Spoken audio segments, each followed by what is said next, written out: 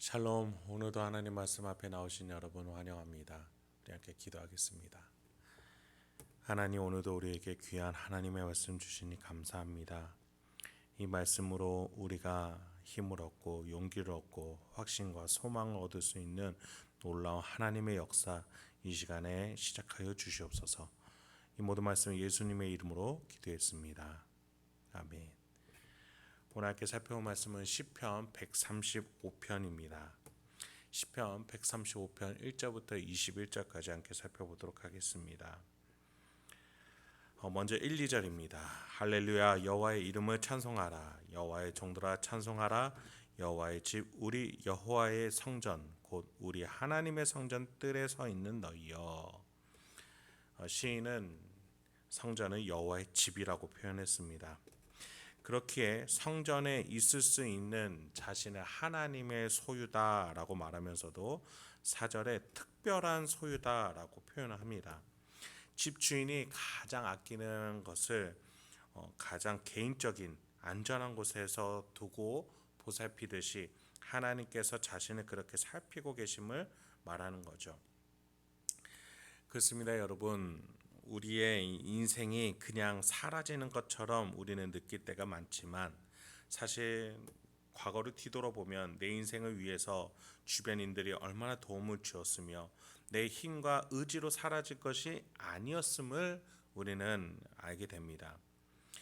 특히 대표적으로 가정에서 우리는 너무나도 당연히 여겨왔던 가족의 존재를 나중에서야 뼈저리게 느낄 때가 많죠.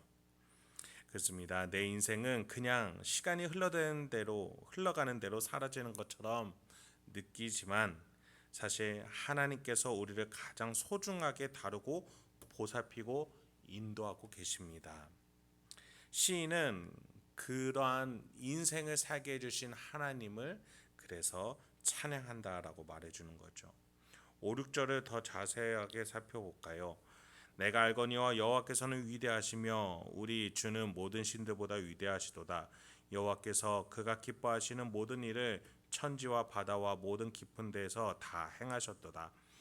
안개를 땅 끝에서 일으키시며 비를 위하여 번개를 만드시며 바람을 그 곳간에서 내시는도다. 우리는 바다와 하늘이 그냥 있는 건 줄 알았습니다. 안개나 비는 때가 되면 생기고 내리는 줄 알았습니다. 번개나 바람이 있었다가 없어지는 것이다 라고 생각했죠. 그런데 알고 보니까 하나님의 섬세한 손길이다 라고 시인은 말해주는 겁니다. 여러분, 우리는 이런 것들이 없으면 금세 굶주려 죽을 수밖에 없습니다. 그래서 하나님께서는 이런 것들을 하나하나 섬세하게 베푸셔서 우리 인류가 살아갈 수 있게, 내가 살아갈 수 있게, 이 땅에 존재할 수 있게 여기에서 역사하시고 여기에서 우리를 보호하고 계시는 겁니다.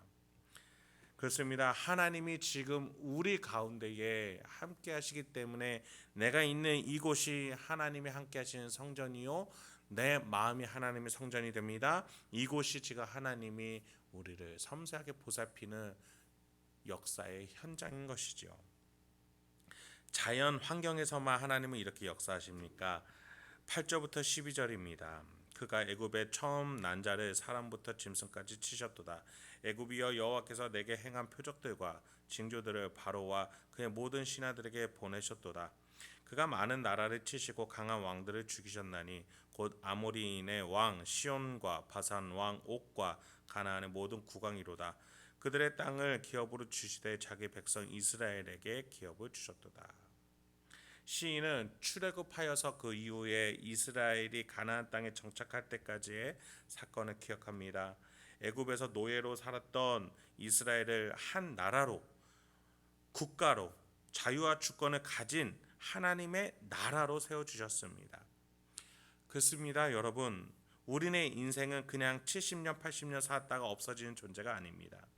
하나님이 이 세상에 우리를 사랑하셔서 만드셨고 선택하셔서 우리를 하나님의 나라의 자녀로서, 대리 통치자로서, 제사장이자 거룩한 나라로서 우리를 세워주셨다는 것을 잊지 마시기 바랍니다.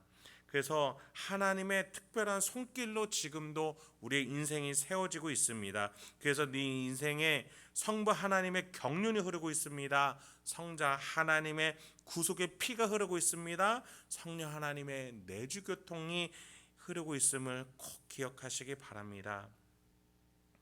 그 이스라엘을 향한 섭리가 지금 우리에게도 이어지고 있는 것입니다.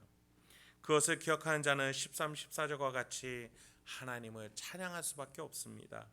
여호와여 주의 이름이 영원하시니이다. 여호와여 주를 기념함이 대대에 이르리이다. 여호와께서 자기 백성을 판단하시며 그의 종들로 말미암아 위로를 받으시리로다. 시인은 하나님을 기릴 수 있는 모든 것을 총동원합니다. 하나님의 이름 여호와를 부르고 그 이름을 기념합니다. 그 이름이 기준이 되어서 이 세상의 모든 의로움과 악함을 분별할 것이다. 세상의 중심이 될 것이다 라고 선포합니다. 그래서 하나님께 속한 자들이 위로를 받을 것이라고 말해줍니다. 여러분, 이러한 일들은 과거에도 지금도 미래에도 그리고 마지막 종말의 때에도 일어날 하나님의 역사입니다. 그렇게 하나님의 역사는 우리 인생 가운데 흐르고 있는 겁니다.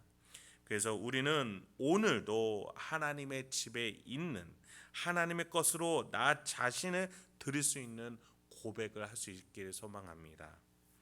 여러분, 그렇다면 그 반대는 무엇이겠습니까? 15절부터 18절입니다. 열국의 우상은 은금이요 사람의 손으로 만든 것이라. 입이 있어도 말하지 못하며 눈이 있어도 보지 못하며 귀가 있어도 듣지 못하며 그들의 입에는 아무 호흡도 없나니 그것을 만든 자와 그것을 의지한 자가 다 그것과 같으리로다.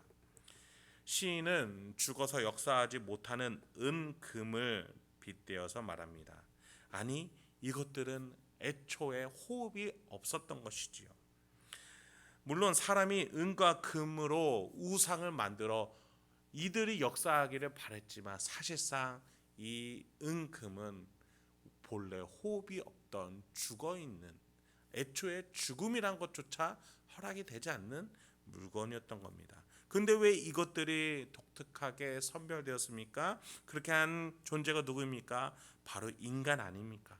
물론 은금이 다른 광물보다 독특하게 선별되었죠.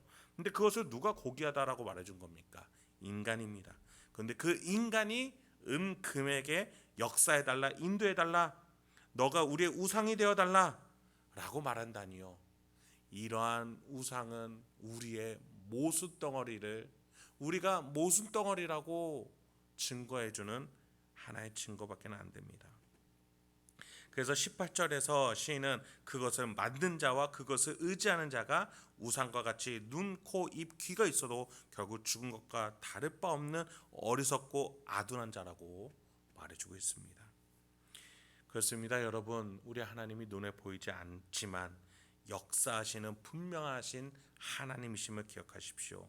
그분은 우리의 심령의 영혼의 의지에 이 전 인류의 역사에 흐르고 계십니다. 역사하고 계십니다. 인도하고 계십니다. 그래서 그분께서 우리를 인도하고 계시다는 사실 오늘도 잊지 아니하야겠습니다. 그래서 우리는 그분과 함께해야 됩니다. 그분을 우리 입에서 고백할 수 있어야겠습니다. 그분과 함께 살아야 하겠습니다. 그런 의미에서 우리 마지막 19절부터 21절을 함께 읽으며 하나님을 찬양하며 이 시간을 마무리 짓도록 하겠습니다. 이스라엘 족속아 여호와를 송축하라. 아론의 족속아 여호와를 송축하라. 레위 족속아 여호와를 송축하라. 여호와를 경외하는 너희들아 여호와를 송축하라. 예루살렘에 계시는 여호와는 시온에서 찬송을 받으실지어다. 할렐루야. 하나님, 오늘도 우리에게 귀한 하나님의 말씀 주시니 감사합니다. 하나님께서 우리 인생 가운데에 우리와 함께 지금 이 순간에 함께하고 계신 줄 믿습니다. 주여, 주님의 그 인도하심을, 주님의 함께하심을 고백하면서 오늘도 우리 행복한 교회 성도님들과 제가 오늘 이 인생을 살아낼 수 있게 해주시옵소서. 주여, 우리가 우상들을 죽어있는 것들을 향해서 나가는 것이 아니라 우리 안에 또 우리 인생 가운데 전 인류 가운데 살아 역사 운행하고 계시는 그 하나님과 함께 살아가게 하여 주시옵소서. 그렇게 오늘도 명예롭게 승리할 수 있는 우리가 될 수 있도록 주여 이 시간에 깨닫도록 또 우리에게 용기를 낼 수 있도록 주여 인도하여 주시옵소서. 예수님의 이름으로 기도했습니다.